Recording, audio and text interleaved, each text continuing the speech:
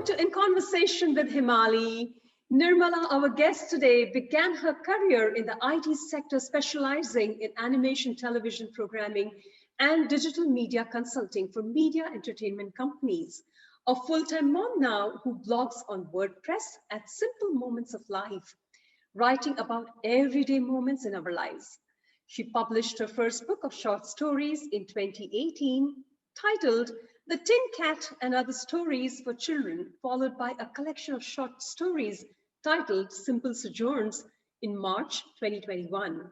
Both the books can be found on Amazon, and I would also like to bring to your notice that she is also an avid storyteller, a voracious reader, and a trained classical singer.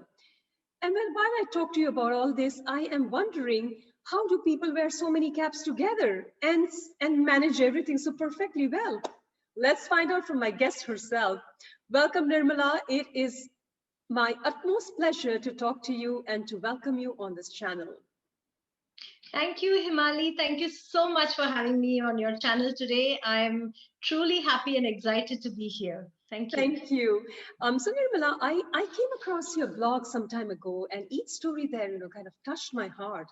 How are you able to write content that not only touches your heart, but it kind of touches even the reader's heart? So Himali, if I may, I'd like to take you back in time to a small incident that happened a few years ago. So we were on a train journey from Delhi to Bangalore on Rajdhani Express. We wanted our children to experience what an Indian train journey was like. And there were only a few things that we could actually do on the train: read, eat, sleep, play games, or look outside the train's window. True. And I just did that. I just sat and looked outside the train's window for pretty much the entire journey. And I was completely transfixed by what was unfolding outside. Because what you see as small dots on maps, little villages and towns, were coming alive and flitting past, and I was just watching like a mute spectator. And life was unfolding at a frenetic pace. People were going about their everyday lives. There were animals, there was a beautiful countryside, there was barren land. And all this, got me so excited. And I wanted to immediately capture what I felt, because I felt inside the train, time had come to a standstill. And outside, I felt it was moving so fast. So I wanted to, capture what I felt. And when I came back to Singapore, I try to articulate whatever I felt on that journey. I wrote an article titled The Train Journey, and then I posted it on my Facebook page. And I was surprised and happy to see that so many people were able to connect with what I'd written. And they told me that they remembered their own train journeys from their childhood, and that it evoked a lot of nostalgia in their minds. So then that motivated me to write a few more articles. Then one of my friends told me that if I was thinking about writing seriously, I should look at moving to a blogging platform. And that's how I moved to WordPress. And even at that time, I knew that I wanted to write about such simple moments in our lives.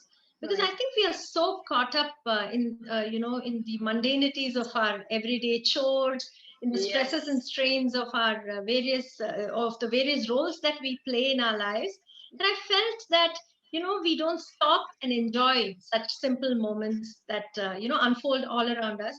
Because I do believe very strongly that it is these moments that actually form the mosaic of our lives. Absolutely. So that's how Simple Moments was born. And the blog is now 6 years old. I've penned, I think, about 500 articles on the blog. Yes. And I think 2 years ago, that kind of egged me on to write my first book of short stories for children called The Tin Cat and Other Stories. And earlier this year, I released my first book of stories for adults titled Simple. Thank you. Simple Sojourns. It's available both as an ebook and as a paperback on Amazon. And to answer your the second part of your question as to why I think it is able to connect, why readers are able to connect to my blogs, I think because such simple moments are there in everybody's life. Each day such simple moments unfold in all our lives, but we don't actually stop and give them any weightage. But when they stop to read the blog, I think when they read it, they see it and say, probably it brings a smile or say, this happened, with me, or I'm able to relate to it. And I think that's why they're able to connect. True, indeed. In fact, when I read your blogs the first time, it did definitely touch my heart because they were kind of things which happened to all of us.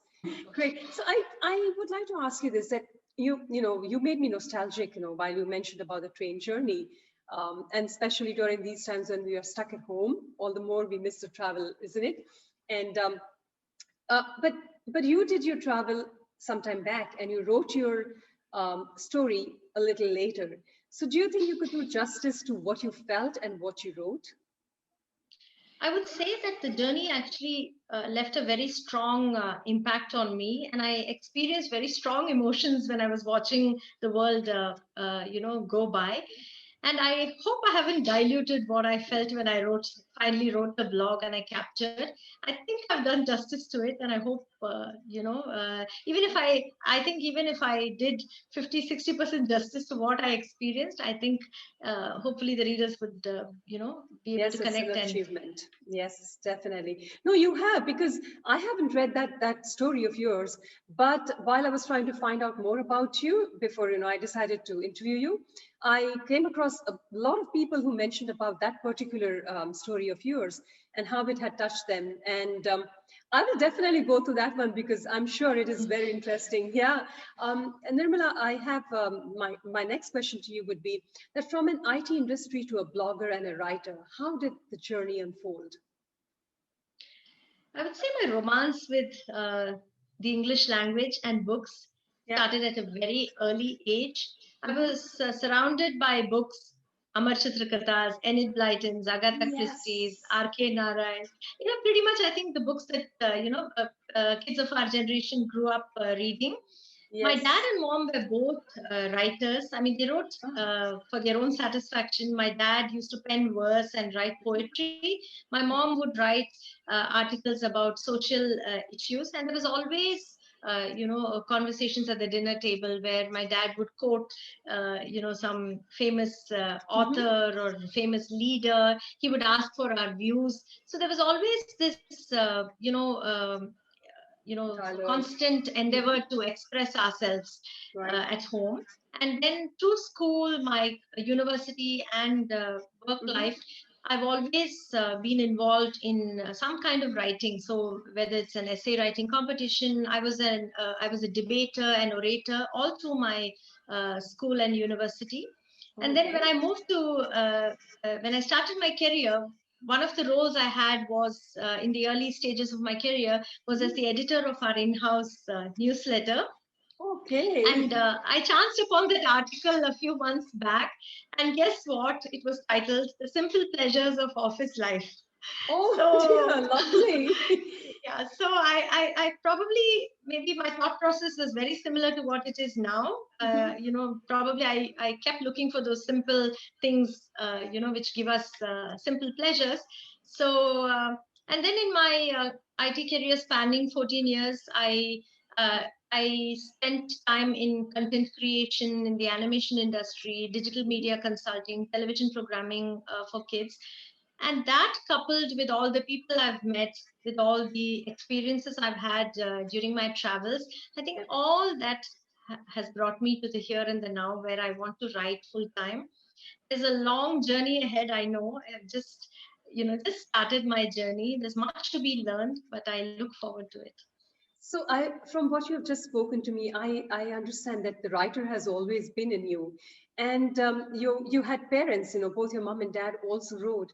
So would you attribute this, to your parents, the whole talent of writing? I think only to my parents. All credit goes to them and all my teachers. Because I think without them, I would not be here. Whatever it is they have done, whatever sacrifices they've made, whatever love they've inculcated in me for the language, for writing, for thinking great thoughts, I think all credit to my parents and teachers. I'm ever grateful. Wonderful. So was writing a book for children very different to writing a book for the adults? Definitely yes, because I think a kid looks at the world with wide-eyed wonderment, Yes, and they believe that magic can happen. They are up for everything. So when I wrote Tin Cat, I had to actually get into the shoes of a child and then look at the world as a child of that age would look at. I also drew heavily from my own interactions with my siblings and watching my two children and remembering all the memories that they shared. If I may, I'd like to share a small incident which Please. led to one of the stories in that book. So one of my friends called me one morning and said, I'm passing a bag with a red plastic box. So could you ask your son to pass it to one of his teachers in his school, who happened to be a friend of my friend? Okay. I said, no problem. And then I gave the bag to my son and I said, please pass it to the teacher. Yeah. But the whole day, I kept thinking about, if I were a child and I had a bag with a red plastic box in it, wouldn't I be curious to know what was inside the box? I'm sure, yes, you must have been. Yeah, so that gave birth to the story called the Red Velvet Box. Okay. You know, and even my sister, when she was very young, so I always wanted to school, and I would, wait for my sister to come back, and then I would wear her uniform. You know, Right. I was so crazy about going to school. So every day in nursery school, she would come back, and they would give them butter biscuits. The teacher would give them butter biscuits with milk during, their whatever recess. Right. And at the end of the class, if they answered questions, they would get extra biscuits. So she would bring those biscuits for me, my sister, and she would, they would be crumbled and, broken, but she would come and, the first thing she would do is to give it in my hand. And that, gave birth to one of the stories in the book called The Butter Biscuits. Okay. So some of the stories are from real life. Some stories you have to go and seek. Some they just come to you.